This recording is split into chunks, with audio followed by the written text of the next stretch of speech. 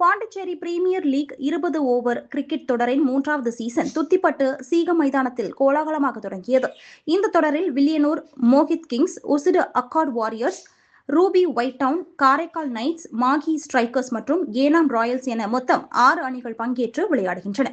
தொடக்க விழாவில் ஸ்ரீராம் கேபிட்டல் குழும அதிகாரி Rajesh Chandramouli, cricket association of பாண்டிச்சேரியின் முன்னாள் தலைவர் தாமோதரன், பிபிஎல் தலைவர் ஸ்ரீவித்யா மகேஷ் உள்ளிட்டோர் கலந்து கொண்டு கோப்பையை அறிமுகப்படுத்தி போட்டியை தொடங்கி வைத்தனர்.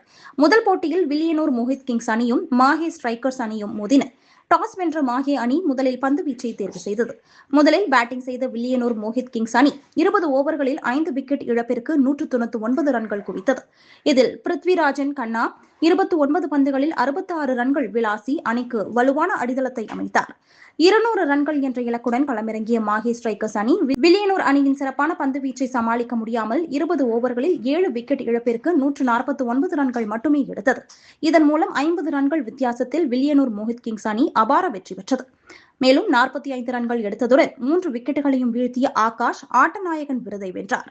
இன்று நடைபெறும் போட்டிகளில் மதியம் 2 மணிக்கு Ruby white Town, Yanam Royals அணிகளும், மாலை 6 மணிக்கு உசிறு அக்கார்ட் வாரியர்ஸ், காரைக்கால் நைட்ஸ் அணிகளும் மோதுகின்றன.